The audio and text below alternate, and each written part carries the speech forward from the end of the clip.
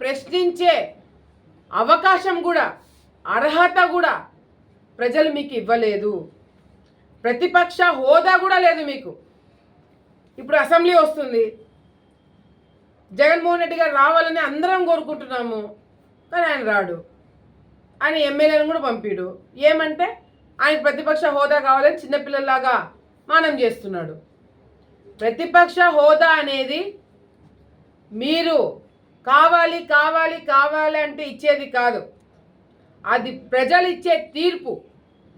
ఆ ప్రజలు మీ మీద నమ్మకం లేక మీకు ఆ తీర్పుని ఒక ఎమ్మెల్యే స్థానంలో మిమ్మల్ని కూర్చోబెట్టినారు. అది మీరు అర్థం చేసుకోకుండా అహంతో నాకు ప్రతిపక్ష హోదా కూడా లేకపోతే నేను అసెంబ్లీకి పోనంటే మాత్రము అది కరెక్ట్ కాదు. స్టూడెంట్స్ని రెచ్చగొడుతున్నారు. మీకు ఫీజు రియంబర్స్మెంట్ ఇవ్వలేదు, మిమ్మల్ని మోసం చేస్తారని చెప్పి స్టూడెంట్స్ని రెచ్చగొట్టి వాళ్ళతో ధర్నాలు చేపిస్తారంట. ఏమైనా బుద్ధి జ్ఞానం ఉన్నా ఎవడైనా వాళ్ళ జీవితాలు బాగుండాలని చెప్పి కోరుకుంటారు, వాళ్ళు రోడ్డు మీద పడకుండా ఉండాలని చెప్పి కోరుకుంటారు. కానీ మా పార్టీ ఎట్లా రోడ్డు మీద పడింది, వైసీపీ పార్టీ ఎట్లా రోడ్డు మీద పడింది, మీరు కూడా వచ్చి నాతో పాటు కూర్చోండి అని చెప్పి అడిగినట్టుంది. ఇది మీ ప్రభుత్వంలో ఎంతమందిని మీరు విదేశీ విద్య కింద పంపించినారు? ఎంతమంది పిల్లలు మీ వల్ల మీరు తీసుకున్న నిర్ణయం వల్ల ఇళ్లలో కూర్చున్నారు? ఒకసారి లెక్కలు తీసి ఎవరైనా డిబేట్కి వస్తే మేమందరం కూడా సిద్ధం. అంటే మీరు చెప్పే సిద్ధం కాదు, మా సిద్ధం వేరే ఉంటుంది. సో దయచేసి వైసీపీ నాయకులు, ఈరోజు రాష్ట్రంలో రోడ్లు పడుతున్నాయి, ఇల్లు వస్తున్నాయి, లోన్లు వస్తున్నాయి. గత 5 సంవత్సరాలు ఏ ఒక్కరికైనా లోన్ వచ్చిందా అండి? ఏ ఒక్కడైనా సరిగ్గా ఇల్లు కట్టుకోగలిగినాడా? ఇప్పుడు ఇల్లు కట్టుకుంటే 4 లక్షల రూపాయలు ప్రభుత్వం ఇస్తుంది, 3 సెంట్ల భూమి ప్రభుత్వం ఇస్తుంది. గత ప్రభుత్వంలో ఎంత ఇచ్చినారు? సెంటున్నారా? ఎందుకు మా ప్రభుత్వం చేయగలుగుతుంది, మీ ప్రభుత్వం ఎందుకు చేయలేకపోతుంది? ఇవన్నీ ఇప్పుడు బయటికి వస్తున్నాయి. చాలామందికి కొన్ని తెలుసు, ఇప్పుడు బయటికి వస్తున్నాయి.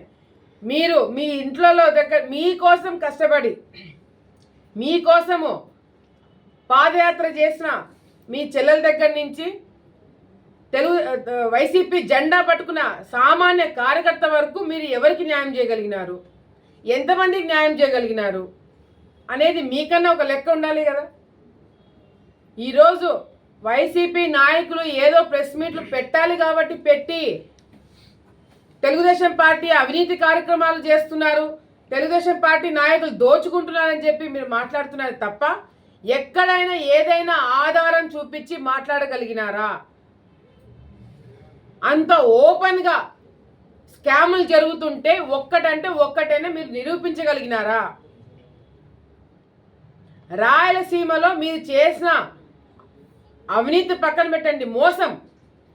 రాయలసీమలో రైతులని ఎంత మోసం చేస్తున్నారు, రాయలసీమలో ఉన్న ఉద్యోగస్తుల్ని ఎంత మోసం చేస్తున్నారు, రాయలసీమలో ఉన్న చదువుకున్న నిరుద్యోగులకి ఎంత మీరు మోసం చేస్తున్నారు.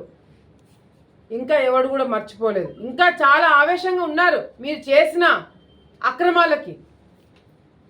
ఇప్పుడు కూడా చెప్తున్నా, ఈ రాష్ట్రం బాగుపడాలన్నా, ఈ రాష్ట్రం ముందుకు వెళ్ళాలన్నా, ఈ రాష్ట్రంలో చదువుకున్న పిల్లలకు ఉద్యోగాలు రావాలన్నా, రైతు బాగుండాలన్నా, ఏది మంచి జరగాలన్నా కూడా అది కేవలం ఎన్డీఏ ప్రభుత్వంతో మాత్రమే సాధ్యమవుతుంది.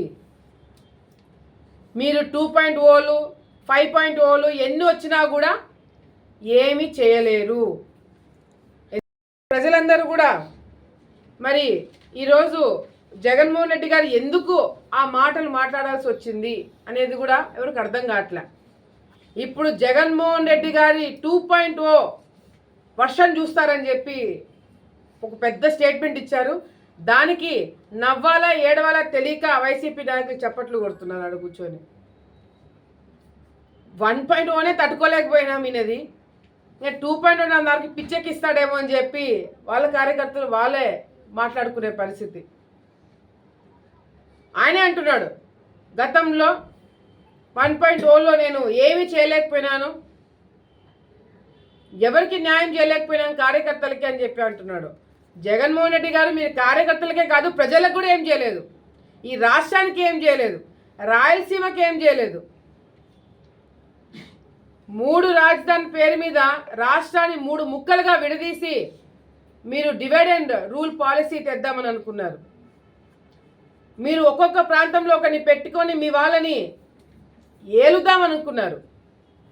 పాపము విజయసాయిరెడ్డి గారు అసలు ఎందుకు ఆయన రాజీనామా చేసినాడు, ఎందుకు మీకు దూరంగా వెళ్ళిపోయినాడు అనేది స్పష్టత లేకుండా పోతుంది. మీ తర్వాత వీళ్ళు ఏది చెప్తే అది జగన్మోహన్ రెడ్డి గారు చెప్పినట్టుగానే అనే ఒక బిల్డప్ గత 5 సంవత్సరాలకు చూసి ఇప్పుడు సడన్గా విజయసాయిరెడ్డి గారు బయటకు వచ్చేసినారు.